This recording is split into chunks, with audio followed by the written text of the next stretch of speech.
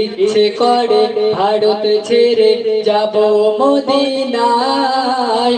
টাকা পয়সা সোনা দানা নেই যে আমার হায়। ইচ্ছে করে ভারত ছেড়ে যাব মদিনায়। টাকা পয়সা সোনা দানা নেই যে আমার হায়।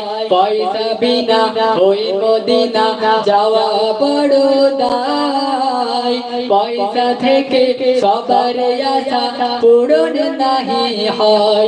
যারে ডাকে সে যায়, সে যায় মদিনায়। যারে ডাকে সে যায়, সে যায় মদিনায়।